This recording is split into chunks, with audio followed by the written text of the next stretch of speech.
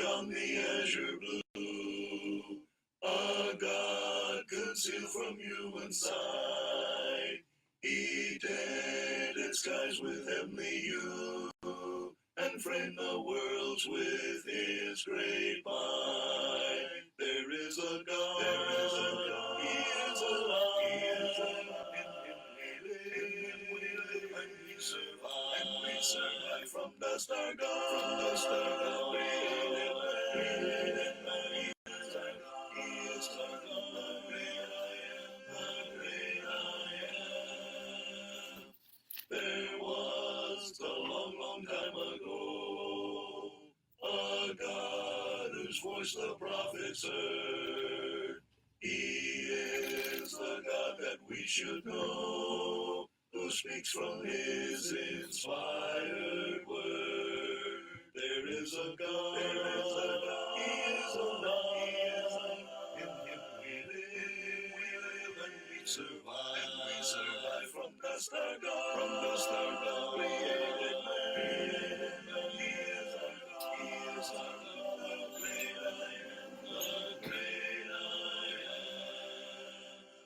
Secure his life from mortal mind, God holds the germ within his hand. Though men may search, they cannot find, for God alone does understand. There is a God, He is alive, in Him we live, and we survive from dust our God, created man, He is our God, He is our God, the great I am, the great I am. Our God, whose Son upon a tree, a life was willing there to give, that He from sin might set men free, and nevermore with Him could live. There is a God, He is alive, in Him we live, and we survive from dust our God, created man, He is our God, He is our God, the great I am, the great I am.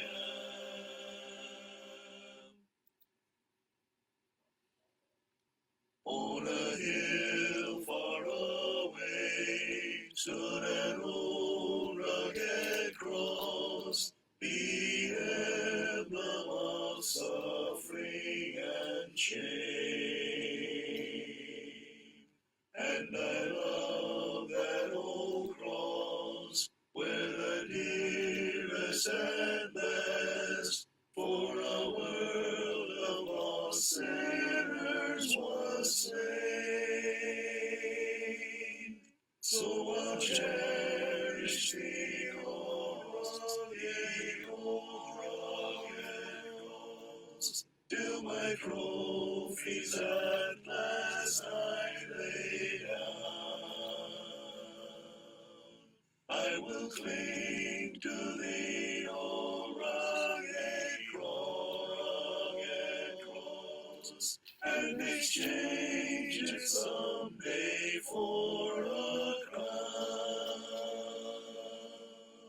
Oh, that old rugged cross, so despised by the world, as a wondrous attraction for me. For the dear Lamb of God left His glory above, to bear it to dark Calvary. So I'll cherish the old rugged cross, till my trophies at last I lay down. I will cling to the old rugged cross, and exchange it someday for a crown. In that old rugged cross, stained with blood so divine, a wondrous beauty I see. For 'twas on that old cross Jesus suffered and died to pardon and sanctify me. So I'll cherish the rugged cross, till my trophies at last I lay down. I will cling to the old rugged cross,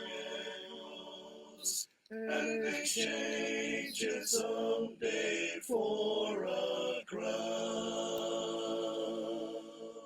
To that old rugged cross I will ever be true, His shame and reproach gladly bear. Then He'll call me someday to my home far away, where His glory forever I'll share.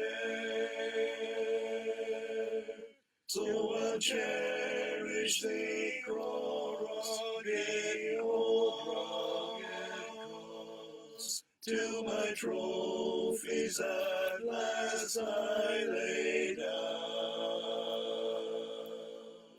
I will cling to the old rugged cross, and exchange it someday for a crown.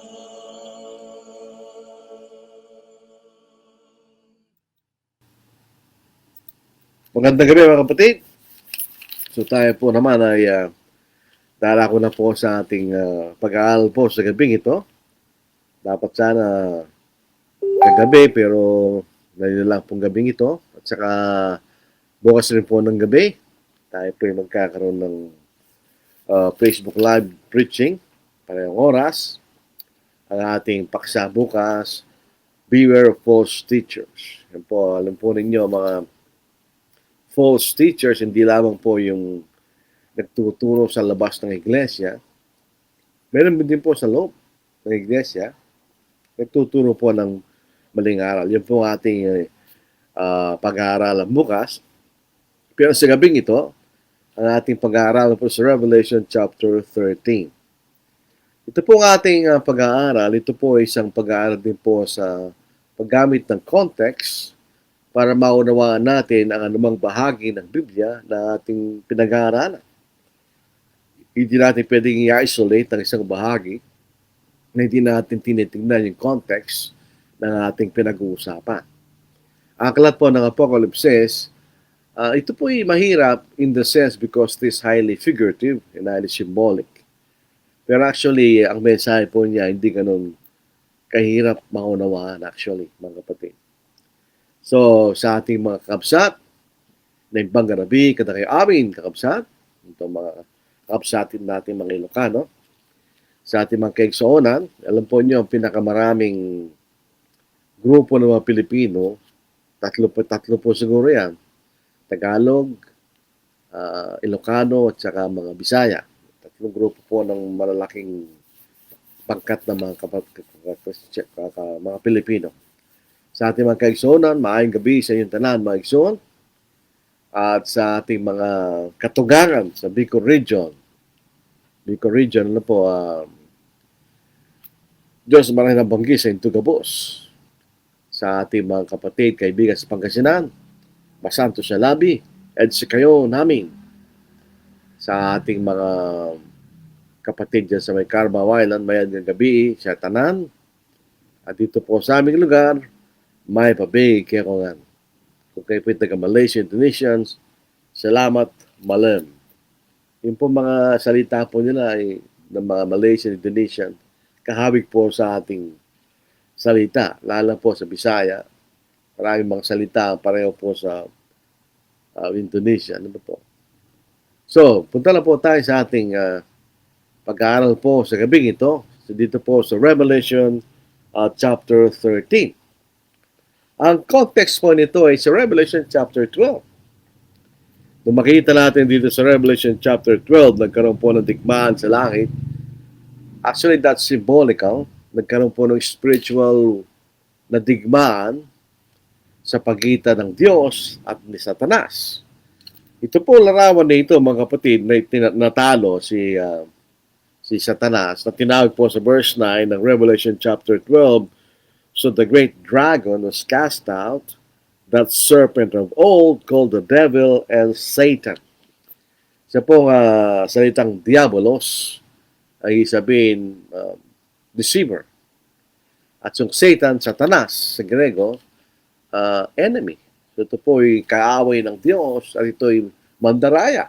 Kaya nga po sabi rito, who deceives the whole world, he was cast to the earth and his angels were cast out with him. So dito po, nung nakita natin sa literal na kasaysayan, nung namatay ang ating Panginoon sa krus, natalo ang kapangyarihan ni Satanas. Di ba? Dito sa Hebrews chapter 4, hindi ko nagkakamali, chapter 2 actually, nasira po ang kapangyarihan ni Satanas nung namatay ang ating Panginoon. So, doon po ang digmaan na nagapi si Satanas. Sa mahabang panahon, makita natin, sa mahabang panahon, ang Satanas ay nagahari sa sanglibutan dahil sa katotohanan na walang kapatawaran sa mga kasalanan. At ito'y nagdudulot ng pagkahiwalay ng tao sa Diyos. Dito po sa Hebrews chapter 2 verse 14. Inasmuch then as the children have partaken of flesh and blood, himself likewise shared in the same, that through death he might destroy him with the power of death, that is the devil. So ang may kapangyarihan ng kamatayan ng Diablo, death in the sense of separation from God because of sin. Pasinin natin sa mahabang panahon, sa mga Hudyo, limbawa, nasa land of ni Moses, sila po ay nasa ilalim ng kapangyarihan ng kasalanan dahil wala silang paraan na mapatawad na kailang kasalanan pagka nagkasala sila. Nung namatay ang Panginoon, nagapi ang kapangyarihan ni Satanas. So, it's cast out kasi nagapi. Ay makikita natin dahil nagapi si Satanas, hindi pa tapos ang kanyang laban. Hindi niya natalo ang ating Panginoon dahil natalo siya ng ating Panginoon. He was overcome by Jesus when He died on the cross. Na hindi kaya ni Satanas ang ating Panginoon, ang kanyang atensyon ay linagay niya sa mga Kristiyano. Tandaan natin, siyempre, nung namatay ang Panginoon sa krus, later on, na taga-iglesia, na ipangalang Ebanghelyo, nagkaroon ng mga Kristiyano, na naligtas mula sa kapangyarihan ng kasalanan. So dito po sa Hebrews chapter 12 verse 17, and the dragon was enraged with the woman. Masinin natin sa Revelation chapter 12, yung woman, doon sa simula, siya po ang bansang Israel. And then, lumipat siya sa iglesia. Ang woman na dating Israel, ang nilalarawan, na itong pinanggalingan ng ating Panginoon ay sa laman. Dito sa Revelation chapter 12, dito po sa verse 5, she bore a male child who was to rule through all nations with a rod of iron, and her child was caught up to God and His throne. Sa verse 10, the woman fled into the wilderness. Ito iglesia. So, hindi makikita sa verse 17, and the dragon was enraged with the woman, and he went to make war with the rest of her offspring, who kept the commandments of God and had the testimony of Jesus Christ. Dito kausap ni Moises. Ito yung Ebanghelyo. Dahil sabi rito, to keep the commandments of God and the testimony of Jesus Christ. So ito yung mga Kristiyano. So hindi na nagapi ang ating Panginoon. So pumunta siya sa mga Kristiyano. So this Revelation 13, yun na simula, no? Gumamit ng paraan si Satanas na dito nilalarawan bilang the dragon. Tanda sa Revelation 12:9 that the great dragon, sabi rito, the serpent of old, called the devil and Satan. So yan po ang Diablo o Satanas, makita natin. So, gumamit siya ng paraan to persecute the Christians. Yun ang makikita natin na liwanag na nilalarawan nitong bahagi ito ng Apocalypse. So, ang Revelation is a figurative, symbolic na paglalarawan, pero ito yung paglalarawan ng mga literal na bagay na nangyari. Pinakilala lamang sa isang apocalyptic way na highly symbolic at figurative na makita natin. So, sampatan na tayo sa Revelation 13 verse 1. Ito po ang puntiran ng ating pag-aaral.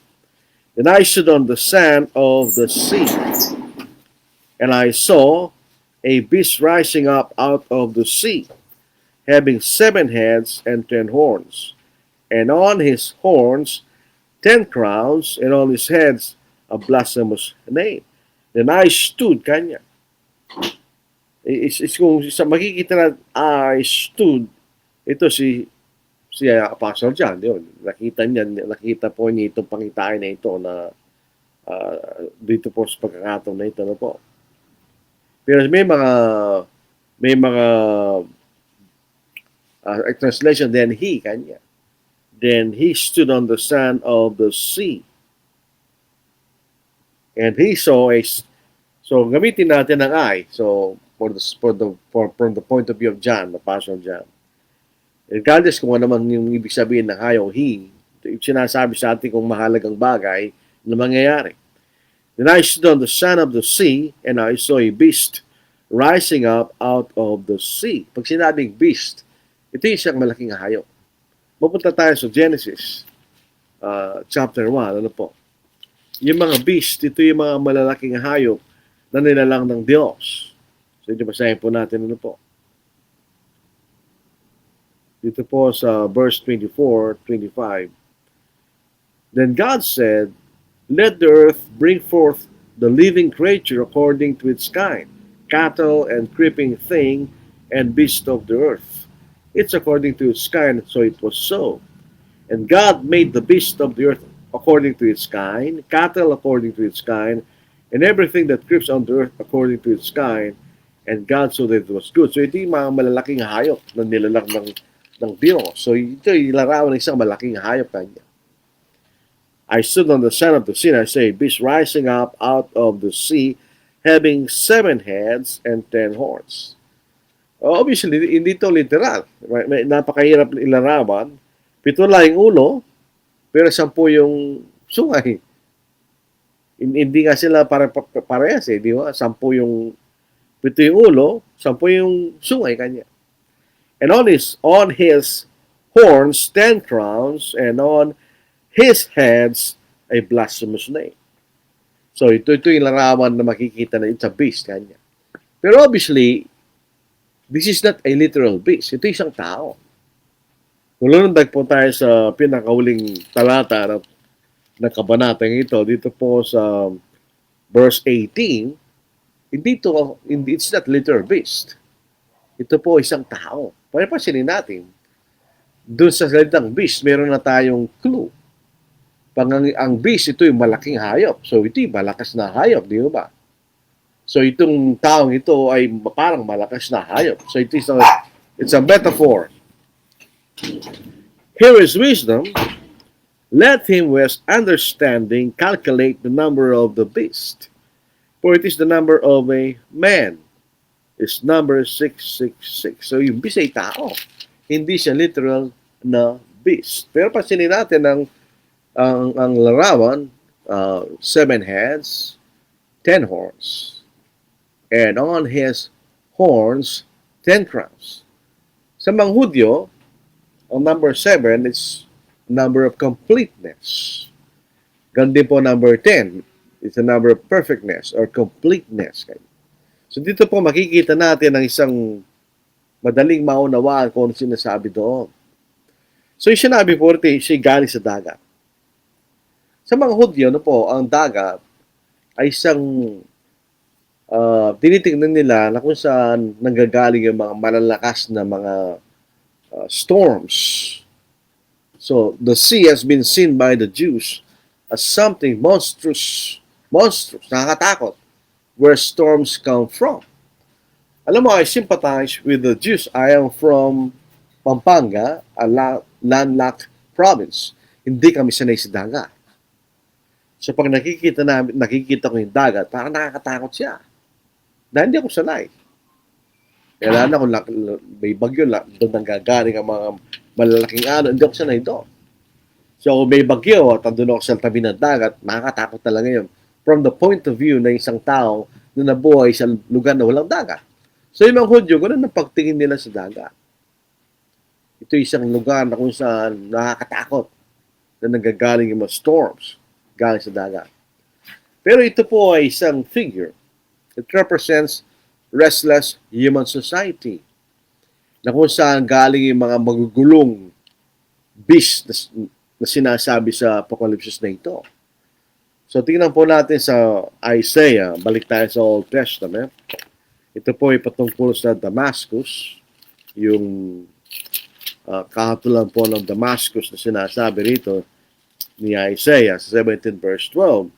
Dagatin, who to the multitude of many people will make noise like the roar of the seas, and to the rushing of nations that make a rushing like the rushing of mighty waters. Kanya. So ito yung mga tao, ito yung parang dagat kanya. Ang kanilang ingay, parang dagat kanya. So ito yung mga tao magulo. Ito yung mga tao paparusahan ng Diyos. Ito sa verse 17, verse 1, the burden against Damascus, kanya. Ito yung bansang Syria, ito yung hatulan ng Diyos. So yun po makikita nating sa Old Testament na pinakikilala ng dagat. Ganoon din po sa Isaiah chapter 57 verse 20, mga kapatid. Ito po yung sinasabi ng Panginoon sa Isaiah na bagamat siya galit sa kanyang bayan, pero hindi lubos siya ng galit niya. Masamantala lang ang kanyang galit. Hindi niya gigibain ng kanyang bansa na sinasabi rito. Sa verse 20, para makita natin na po, sa verse 17. Verse 16, for I will not contend forever, nor will I always be angry. For the spirit will fail before me, and the souls which I have made. For the iniquity of his covetousness, and bansang Israel, I was angry and struck him. I hate and was angry. And he went on backsliding in the way of his heart. I have seen his ways, and I will heal him. I will also lead him, and restore comforts to him, and to his mourners. I create the fruit of the lips. Peace, peace to him who is far off, and to him who is near, says the Lord, and I will heal him. So yung mga taga-Israel na magsisisi, sila po yung pagagaling nila. Pero sa kabilang banda kanya, sa verse 20, but the wicked are like troubled sea, when it cannot rest, whose waters cast up mire and dirt. Kanya. So yung dagat ay larawan ng troubled sea. Alam po ninyo, kaya nga bumalik sa Israel ay bahagi lang, remnant, dahil hindi lahat nagsisi. Pero ang importante nito, yung paglalarawan ng dagat. Ito yung naglalarawan ng mga tao magugulo na hindi sumusunod sa Diyos. So ito makikita nating larawan nitong dagat na ito. So dito po, sinasabi sa atin, meron siyang ulo kanya. 7 heads. Alam niyo sa Biblia, ang head symbolizes authority. Maraming pagkakataong ginagamit yan sa Biblia. Halimbawa, dito sa Ephesians chapter 1, verses 22 to verse 23. And he put all things under his feet, and gave him to be head over all things to the church, which is his body, the fullness of him who fills all in all. So yung ulo ng iglesia siya susunod. So yes, head represents or symbolizes authority. E sinasabi rin 7 heads. That means he has enormous authority. Malawak ang kanyang kapamahalaan. Ito po ay makikita sa salitang 7, complete authority kanya. Kung siya namamahala, he has complete authority, sinasabi sa atin. Horns. Alam po ninyo, napaka-interesanting pag-aralin itong mga larawan na ito. Yung horn, pag nakakita kayo ng isang hayop na may sungay, ang lakas ng hayop na nasa kanyang sungay. Noong alam ko po ay elementary, malapit na yung eskwelahan na, malapit sa police station, nakakita kami ng isang kalabaw na bilangga ng jeep. Yung kalabaw na putol yung kanyang sungay, dumudugo, pero yung jeep nawasak. Ganun kalakas ang sungay ng isang kalabaw. Kaya niyang wasakin ng jeep. Meron pa nga namatay yata doon sa jeep noon, hindi ko nagkakamali. So horns represent power, lakas. So 10 horns kanya. 10 means complete. So very powerful. Ito yung napakalakas kanya. And crowns symbolizes royalty. So ito isang hari. 10 crowns kanya. Siya yung makapangyarihang hari na namamahala sa ibang mga bansa.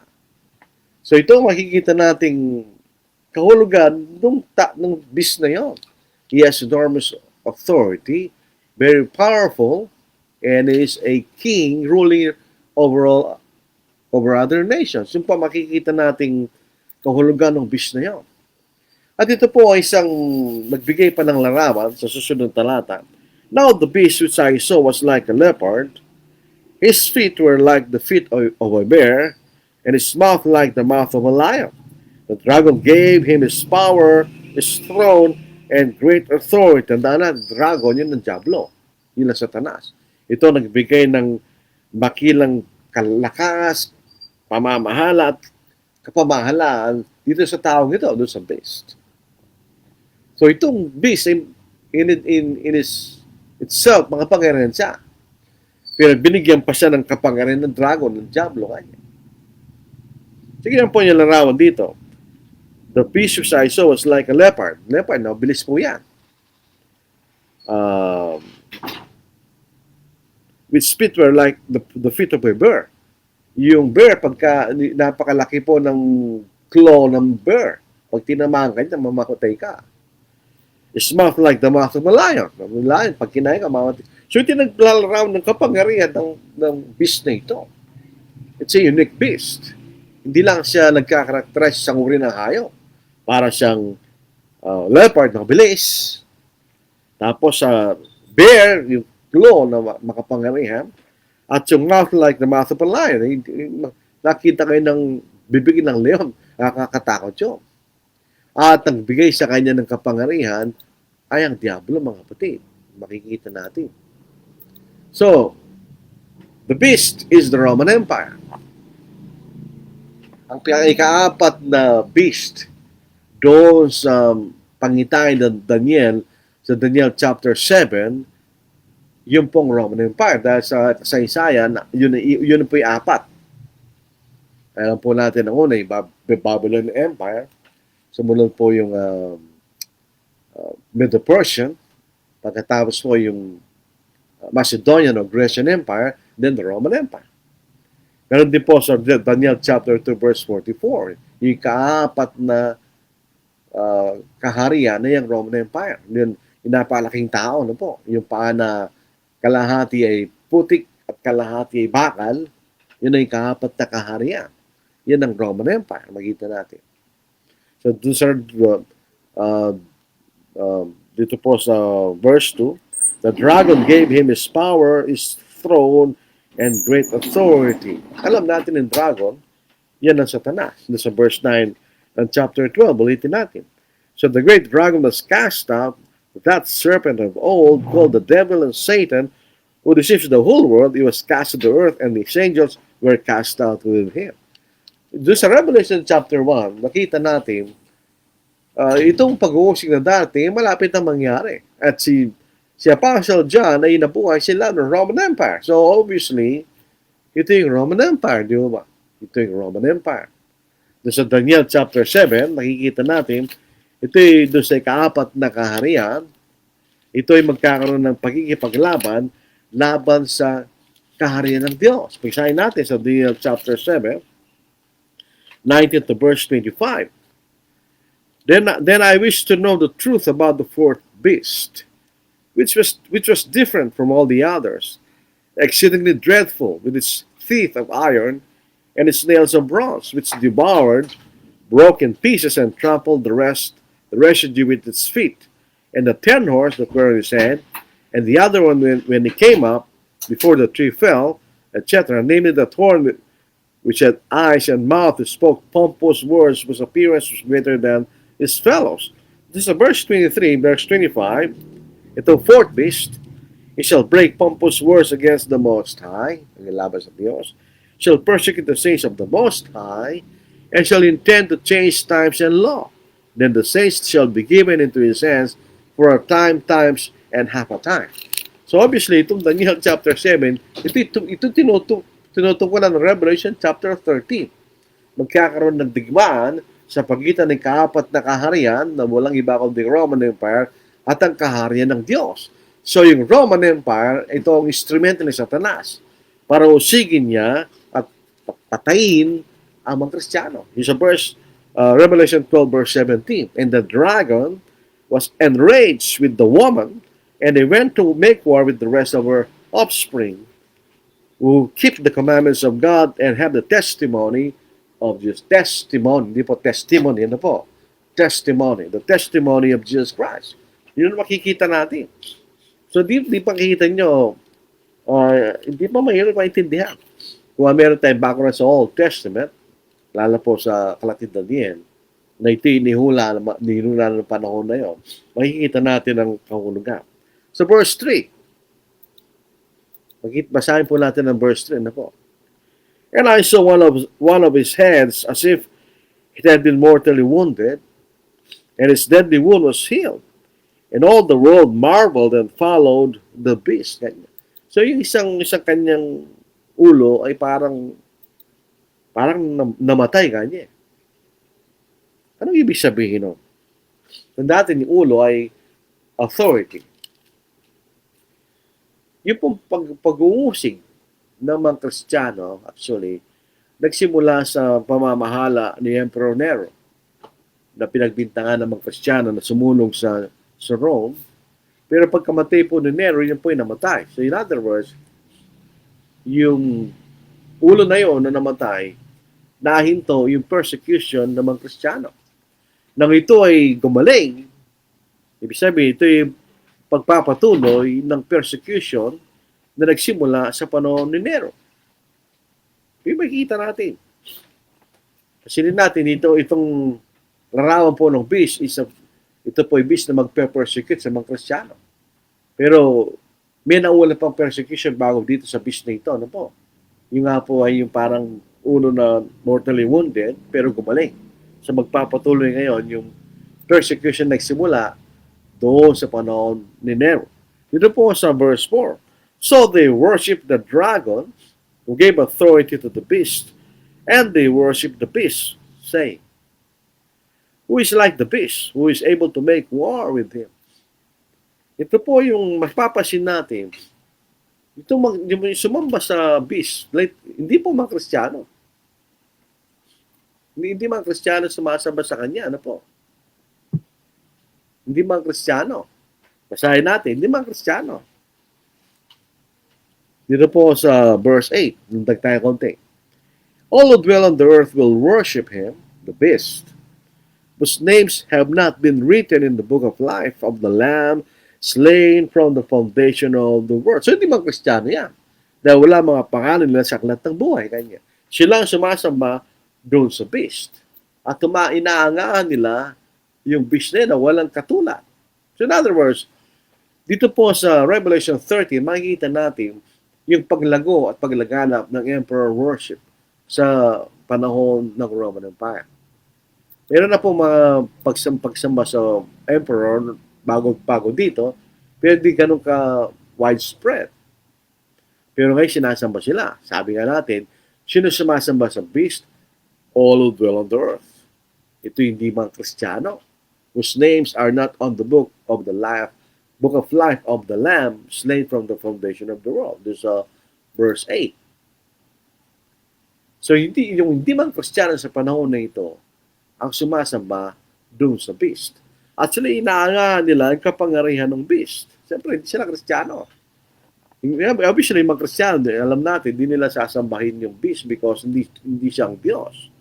Pero yung mga tao hindi naniniwala sa ating Panginoon at hindi sila mga Kristiyano, obviously, sila po is umahanga doon sa kapangyarihan ng beast at sumasama doon sa beast. Walang pagkakaiba ngayon sa panahon natin ngayon.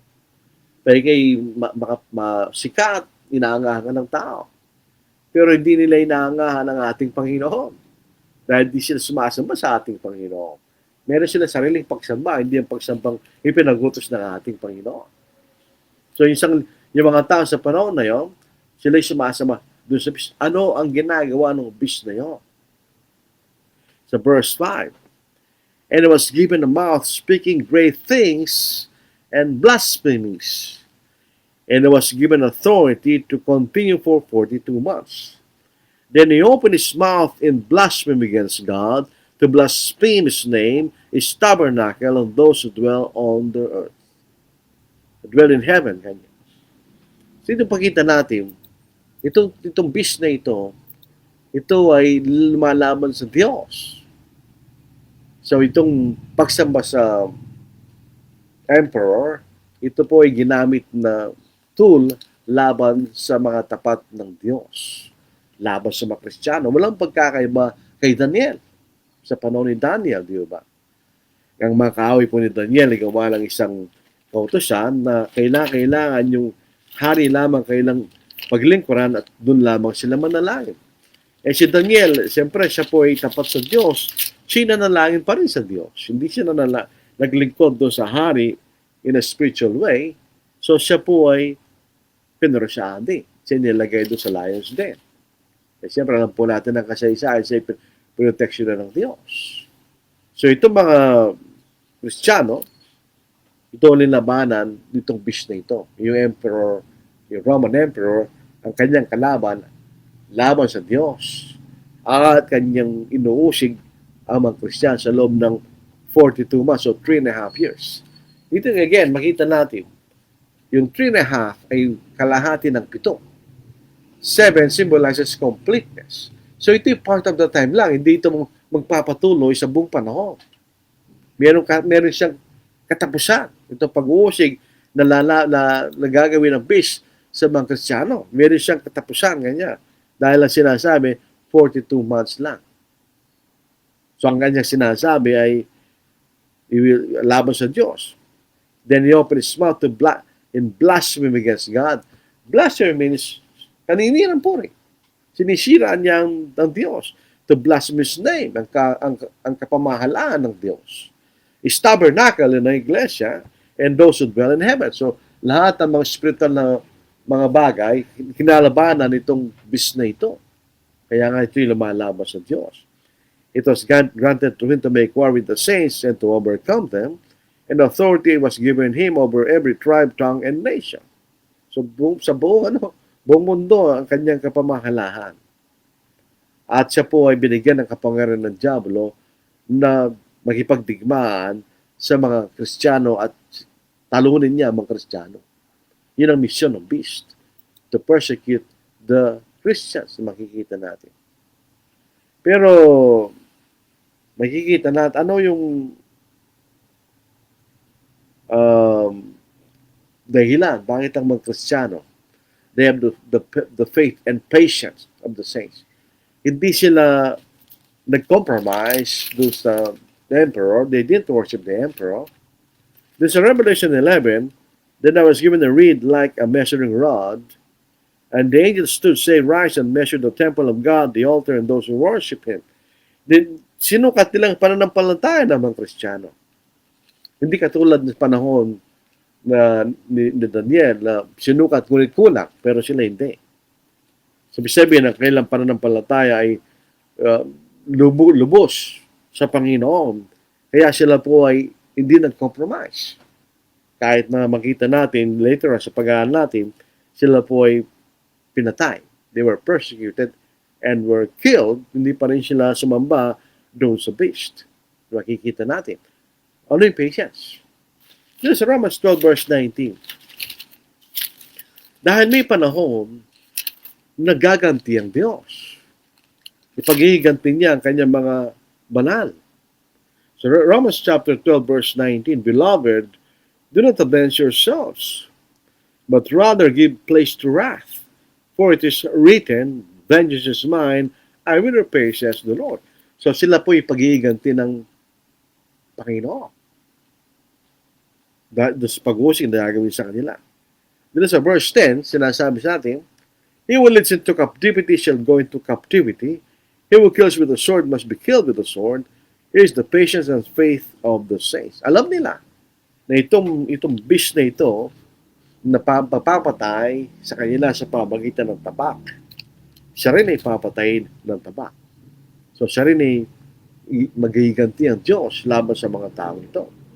So sa verse 9, sinasabi, If anyone has an ear, let him hear. Let him understand kung anong sinasabi rito ng bahaging ito ng Apocalypse. So, ang makita natin, there will be a war against the Christians.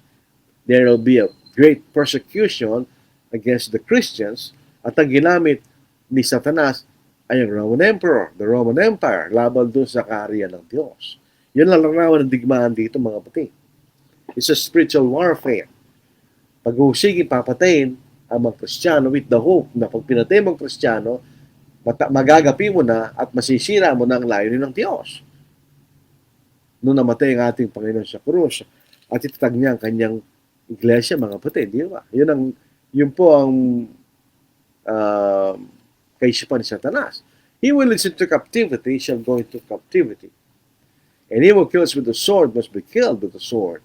Here is the patience and faith of the saints. So, papatayin din. Magagapi ang Roman Empire. Papatayin din sila. At sila'y makukulong. Saan? Later on, sa impyerno, makikita na sa Revelation chapter 20 verse 10. Makikita natin. So if anyone has an ear, let him understand. Yan. So tindan po natin. Maunawaan ba natin ang Apocalypse?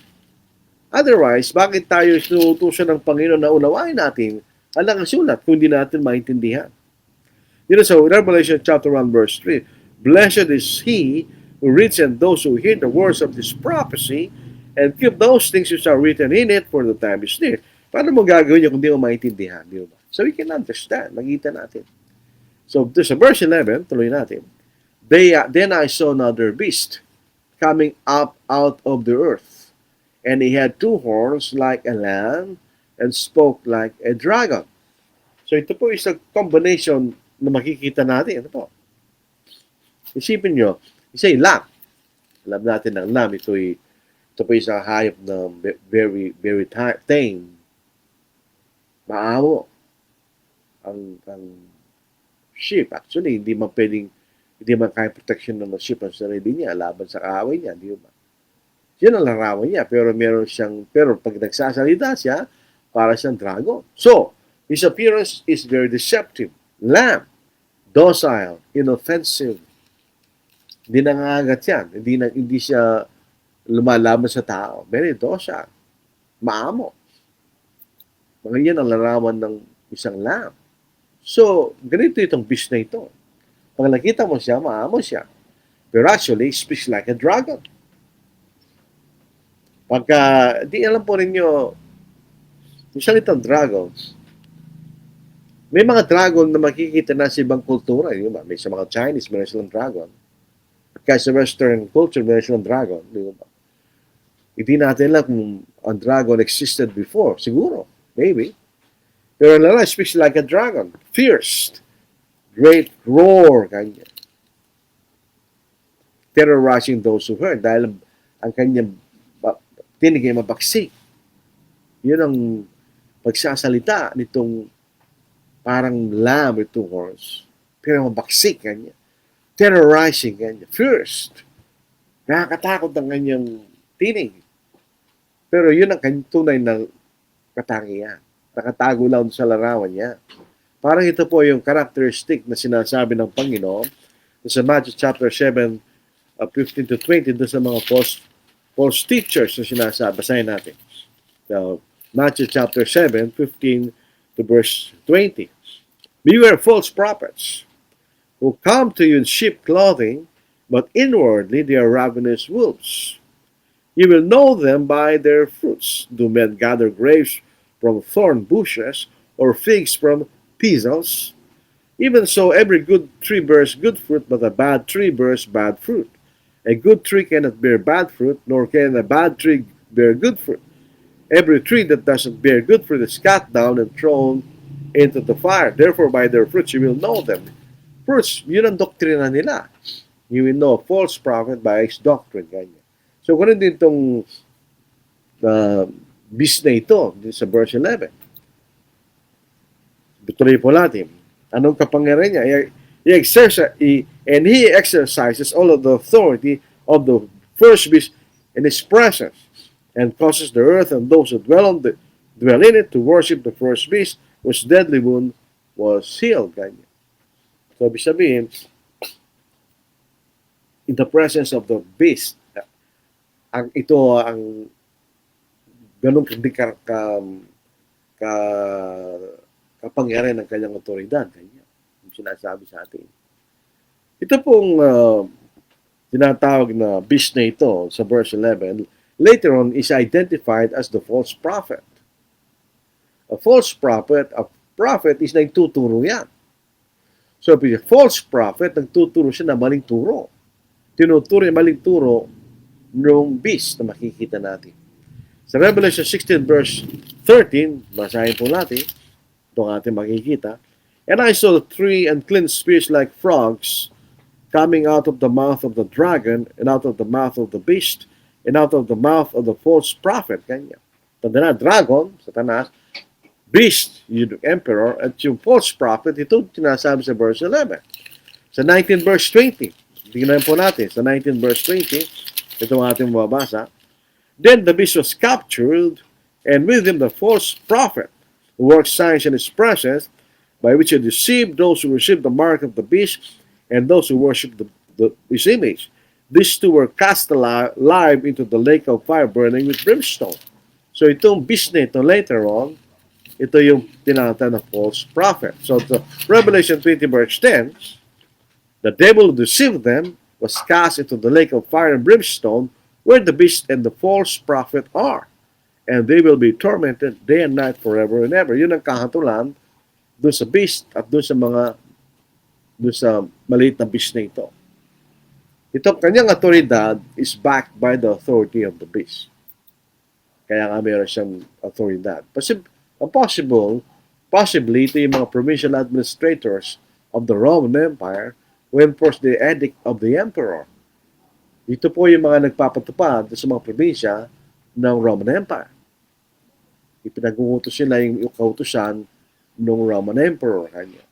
So dito po sa 12 to 15 ng Revelation 30, makikita natin yung worship of the beast is widespread all over the empire.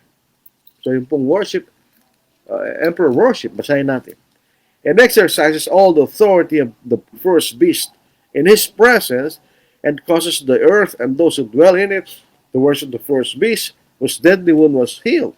He performed great signs, so that even fire came down from heaven on the earth in the sight of men.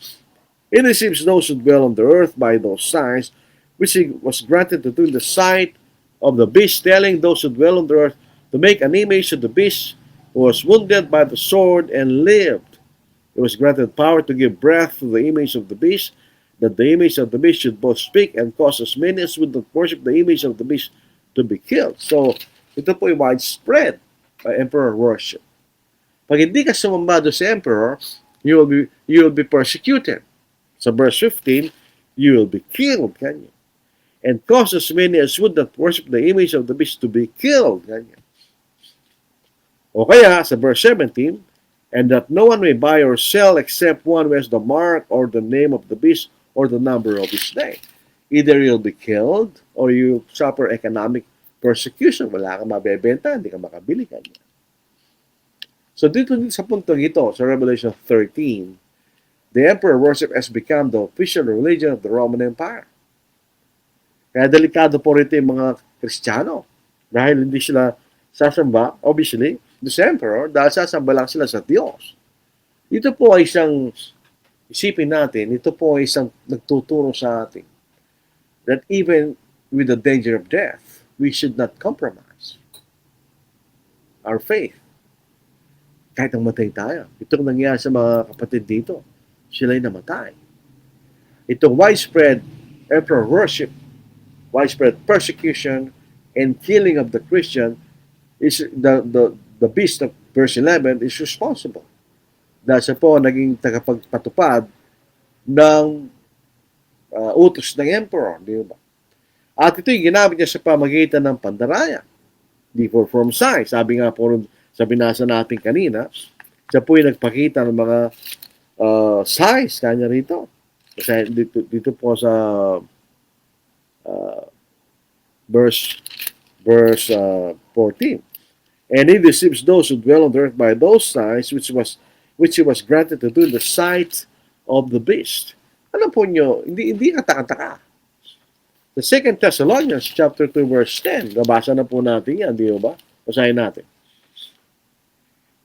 The coming of the lawless one is according to the working of Satan with all power, signs, and lying wonders, and with all unrighteous deception among all those who perish, because they did not receive the love of the truth that they might be saved. So ito may gumawa siya ng mga kapangyarihan, signs, and lying wonders. Ito hindi totoo. Ito'y galing sa kapangyarihan ng dragon, so hindi ito totoo. At pinwersan niya itong mga tao by his authority to worship the emperor. So, tinakot yung mga tao para sambahin nila yung emperor. So, they forced people to worship the image of the beast. Yung sinasabi sa verse 15. It was granted power to give breath to the image of the beast, that the image of the beast should both speak and cause as many as would not worship the image of the beast to be killed. So, siyang tagapagsalita in behalf of the emperor, di ba? At kung hindi mo gagawin yan, hindi mo sasabihin yung emperor, you'll be killed. Kaya nga po yung mga pinatay rito, yung mga Kristiyano, because they did not worship the beast. The 1617, it causes all, both small and great, rich and poor, free and slave, to receive a mark on their right hand or on their foreheads, that no one may buy or sell except one who has the mark or the name of the beast or the number of his name. Ang dahil pong kalokohan na tinuturo dito, may nagtuturo daw po na maglalagay daw po siya ng microchip sa balat sa ilalim ng balat ng tao. Hindi, kalokohan po yan, hindi totoo. Ano yung posibilidad ng mark of the beast na sinasabi? Ay po kay Farrell Jenkins, siyang kapatid, probably the certificate given by the cult priest to those who had worshipped the beast. Kaya sumamba sa beast, you will be given a certificate certifying that you worship the beast. So ngayon, makakabili ka, makakabenta ka nga niya, makita natin. Those who do not have that certificate or the mark of the beast cannot buy or sell. So yun po problema ng mga Kristiyano noon. They cannot buy, they cannot sell. It is not a literal mark on the right hand or forehead. Hindi man ito literal eh. It's symbolical and figurative. So ito yung nagpapakilala that you are identified with the worshiping of the emperor. Hindi ka patayin. So paano nila malalaman yung sumasamba at sumasamba doon sa beast o doon sa emperor? Yun ang palatandaan. You'll be given a proof or certificate para mapatunayan na ikaw ay sumasamba doon sa emperor. Eh kung Kristiyano ka, hindi ka sumasamba, hindi ka bibigyan. O ikay papatayin. O you cannot buy or sell. There will be economic persecution. So kawawa ang kalagayan ng mga Kristiyano. No? Isipin po natin, nagbulay-bulayan natin na po. Kung ikay Kristiyano sa panahon na ito, at ang iyong pananampalataya ay you compromise your faith by money or power influence, kakaya tayo sa mga Kristiyano din sa panahon na ito. They did not compromise. They were killed because they did not worship the beast. They suffered economic persecution because they did not worship the beast. No compromise. Kakaya yung mga ibang Kristiyano, they compromise their faith. Para Judas Iscariote, na binagbili sa 30 pirasong pilak ang Panginoon. Yun, di ba mga kapatid? Balay-balay po natin. Kung pupunta tayo sa langit, makikita natin mga taong ito, kakaya tayo, di ba? We should be like them. We'll stand for the faith regardless of consequence. Hindi na nga tayo pinapatay ngayon eh. Sila pinatay. They're persecuted because of their faith, because of their testimony in Jesus Christ. They stood for their faith. Makikita natin. So dito po sa panghuling bahagi, sa verse 18, the beast is a man, a very powerful man with enormous authority, but he is not God. Yun po ang essence ng number 6, 6 and 6. Number 7 is number of completeness, perfectness. So, 666, tatlong beses kulang ng isa. Pero ibig sabihin, maraming nagsasabi, pagka mineasure mo raw yung gagamit ka ng Roman numeral, lalabas yung Nero. Very na po yun, very speculative yun. Tumingin na lang tayo sa context. Ito yung kalaban ng Diyos. Siya ba'y magtatagumpay? Definitely hindi. He will not be victorious. Dahil siya hatulan ng Diyos. Eventually, sa later chapters ng Apocalypse, siya po ay hatulan pati si Satanas. Sa verse chapter 20, si Satanas po ay tatalian ng Diyos. He will limit his power. Hindi niya magagawa na mapapersecute worldwide ang mga Kristiyano. Katulad ng ginawa niya sa panahon na ito. So, the beast will not be victorious. Kaya nga po yung kanyang panahon na pag-uusig is for 3.5 years. It's not a complete period of persecution. Meron kahintuhan yun. Hihinto at hihinto yung persecution. Ganyan. So, it's a complete and uttermost failure. Yung number 666. Complete and uttermost failure. Wala daw rin to contemplate. Eventually, he will be judged. Kasama ng beast and the false prophet. So, Revelation 20 verse 10, the devil, that's the dragon, who deceived them, was cast into the lake of fire and brimstone, where the beast and the false prophet are. And they will be tormented day and night forever and ever. Ito yung eventual judgment. Pero meron din temporal judgment. Masisira ang Roman Empire. Masisira ang Roman Empire. Pasinin nyo. Ang Rome, noong panahon na ito, at ang Rome sa panahon natin yun are not the same. Ang tao sa Rome are Italians ngayon. They are not Romans. Romans spoke Latin, yung nakailang language. Nobody speaks Latin ngayon. Nawala yung mga Romano. Saan na sila nagpunta? They were annihilated by God. Yun ang judgment ng Diyos. Lahat ng inaatulan ng bansa ng Diyos, nawawala yung lahat yan. Yung mga Egyptian, nasaan sila? Wala na. They disappeared. Yung mga Egyptian ngayon ay Arabo yung mga ngayon. Hindi sila Egyptian sa panahon na Biblia. Yung mga Syrians, ganun din. They disappeared. Yung mga Syrians, nawala rin. Yung Babylonians, nawala rin sila lahat. Pagkat sila yung natulan ng Diyos. Tandaan nyo, pag-araalan yung Biblia. Lahat ng mga bansa na natulan ng Diyos, nawala sila lahat. Yung syudad, nawala rin. Yung mga syudad na natulan, nawala rin sila. Yun ang kapangyarihan ng Diyos.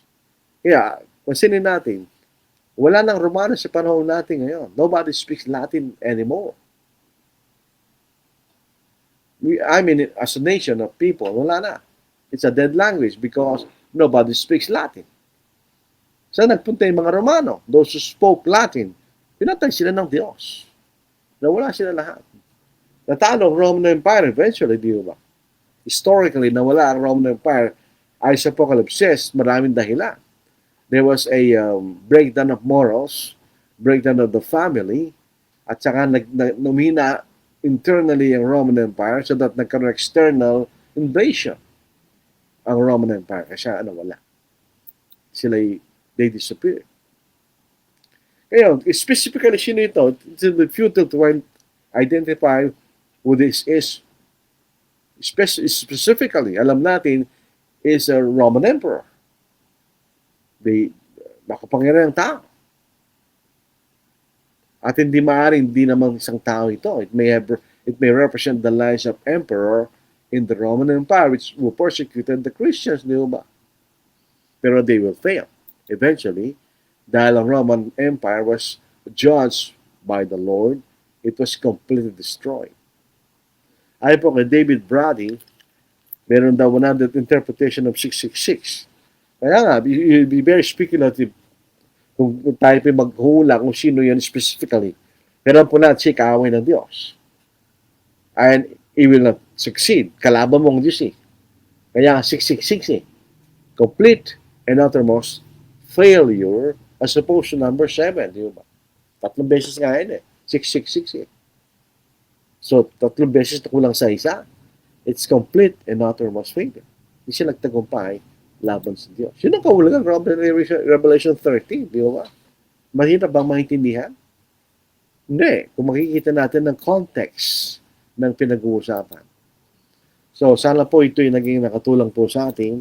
Huwag tayong maniwala. May kumakalat na may microchip daw na isa injection sa ating ugat. Yung po, yung mga po vaccine nung yung nagkaroon ng COVID-19, yung mga vaccine laban sa COVID-19, yung pandemic. Sabi na, mag-iingat daw tayo. Baka, sabi na, yun daw po ang Revelation 13. Sasakin daw tayo ng microchip sa ating ugat. Kalokohan yun. Di totoo yun. Bakuna lang yun. Ako, nagkaroon ba ako ng microchip? So, di totoo yun. Yun ang kalokohan ng ibang nagtuturo.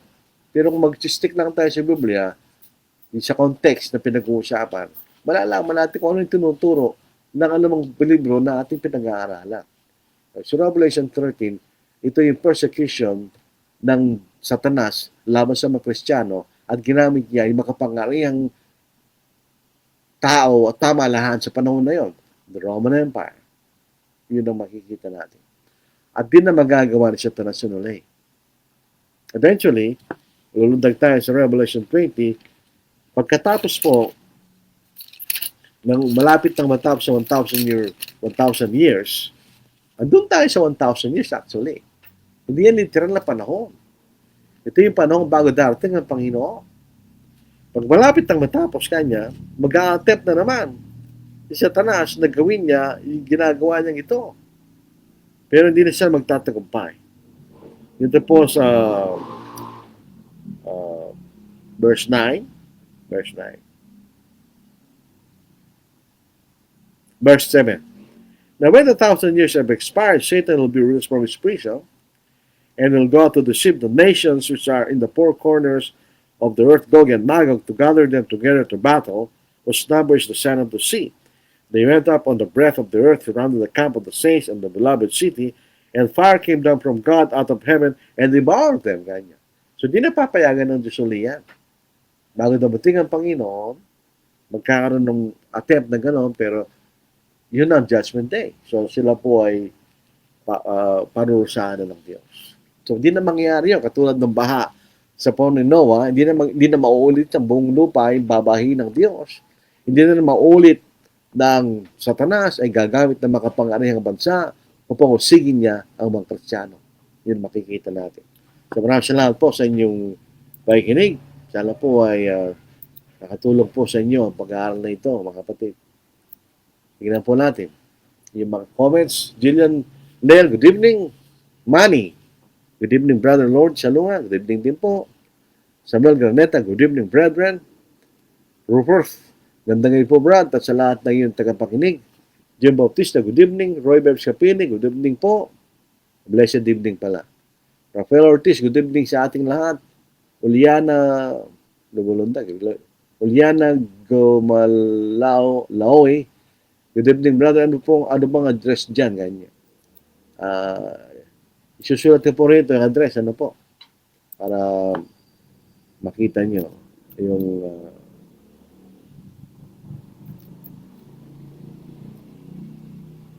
isusulat ko po rito, basahin na lang po niyo. Pero sasabihin ko rin, Church of Christ po, di sa Avocado Road, Trinidad Village, Angeles City. Malapit po dun sa SM Tela Bus Tagan. Yun po ang address po namin. Wala na. Yan po. So, yun po makikita natin. Tuloy po natin yung comments. Lolita Relisa, na ibang Arabi, kata kaya kakabsat. Emmanuel Graneta, good evening. Tapos yun pong sagot ko po dun sa nagtatanong sa aming address. Ang oras po ng aming pagsamba sa Sunday, 7 ng umaga, sa morning service. Alas 4 po na hapon sa aming afternoon service na umaabot na po ng gabi ko minsan. So maraming salamat po sa inyong mga pagbati at sa inyong mga comments. What a fellowship, what a joy divine, leaning on the everlasting arms. What a blessedness, what a peace is mine, leaning on the everlasting arms. Lean, Jesus, safe and secure from all alarms. Lean, Jesus, leaning on the everlasting arms. Oh, how sweet to walk in His pilgrim way, leaning on the everlasting arms. Oh, how bright the path grows from day to day, leaning on the everlasting arms. Lean, Jesus, safe and secure from all alarms. Lean, Jesus, leaning on the everlasting arms. What have I to dread? What have I to fear? Leaning on the everlasting arms. I have blessed peace with my Lord so near, leaning on the everlasting arms. Lean, Jesus, safe and secure from all alarms. Lean, Jesus, leaning on the everlasting arms.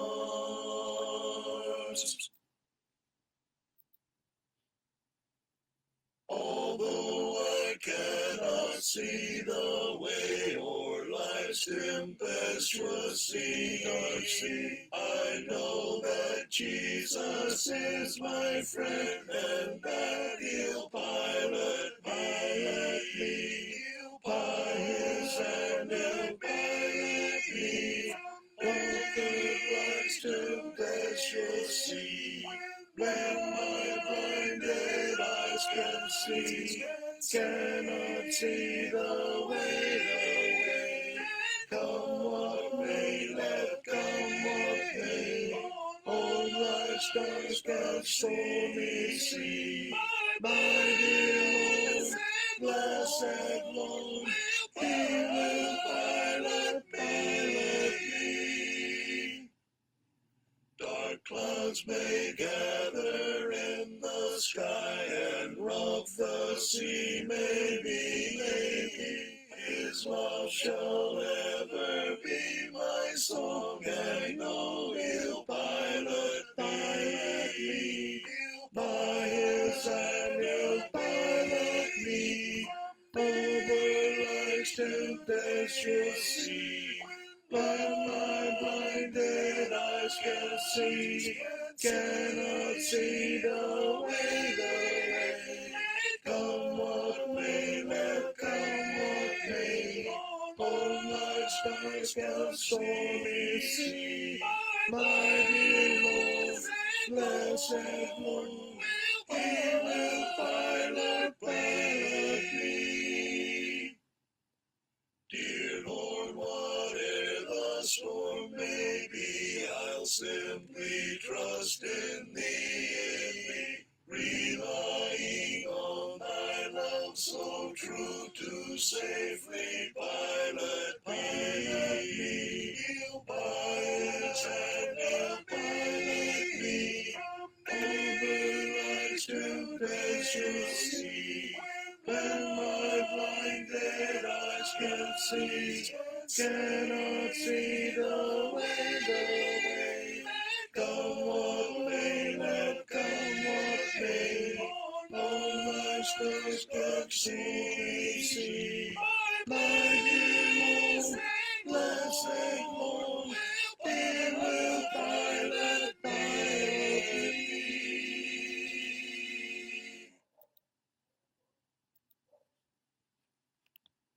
I've a home prepared where the saints abide, just over in the glory land. And I long to be by my Savior's side, just over in the glory land. Just over in the glory land, I'll join the happy angel band, just over in the glory land. Just over in the glory land, there with the mighty host I'll stand, just over in the glory land. I am on my way to the mansions fair, just over in the glory land. There to sing God's praise and His glory share, just over in the glory land. Just over in the glory land, I'll join the happy angel band, just over in the glory land. Just over in the glory land, there with the mighty host I'll stand, just over in the glory land. What a joyful thought that my Lord I'll see, just over in the glory land. And with kindred saved there forever be, just over in the glory land. Just over in the glory land, I'll join the happy angel band, just over in the glory land. Just over in the glory land, there with the mighty host I'll stand, just over in the glory land. With the blood-washed throng I will shout and sing, just over in the glory land. Glad hosannas to Christ the Lord and King, just over in the glory land. Just over in the glory land, I'll join the happy angel band, just over in the glory land. Just over in the glory land, there with the mighty host I'll stand, just over in the glory land.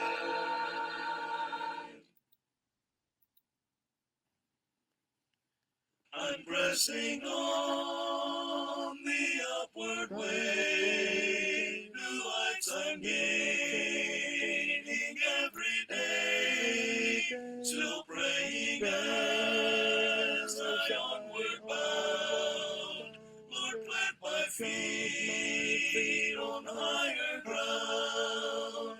Lord, lift me up and let me stand by faith on heaven's steady wall. Higher plane than I have found. Lord, plant my feet on higher ground. My heart has known its exercises, when that's about and fear dismay. Though some may well with a verse of mine, my way is higher ground. Lord, lift me up and let me stand by faith on heaven's stand. Higher plane than I have found. Lord, plant my feet on higher ground. to scale the most high and catch a glimpse of dream of glory bright. While still I pray to heaven Lord, lead me on to higher ground. Lord, lift me up and establish my faith on heaven's stay. Higher than I have found. Lord, let my feet on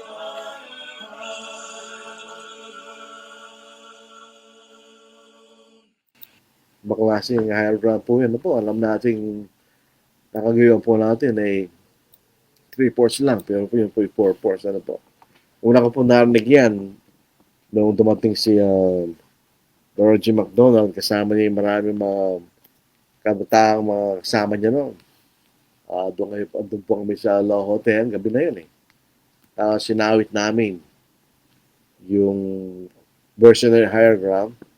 Nung primero, puro kami soprano, melody. Kaya napasin ko, ako na lang natira sa melody. Sila nag-iba-iba na ng boses nila. Ang galing nilang kumanta, mga kapatid. Doon ko unang nakirinig yung version na yun ng higher ground. 4/4 version bago ko pa nakita sa mga songbook ko narinig sa YouTube. Ang galing po kumawit ng mga kapatid sa US kasi tinuturuan sila ng music sa elementary at natututo sila. Hindi ko alam sa atin ba't tinuturuan naman yung mga bata sa music sa elementary. Hindi naman sila natututo nung magbasa ng nota at katulad ng mga kapatid sa US. Ano po, hindi ko maintindihan yun. So, salamat po sa inyong pakikinig. Bukas po ulit. Beware of false teacher. Kailangan po tayo mag-ingat kasi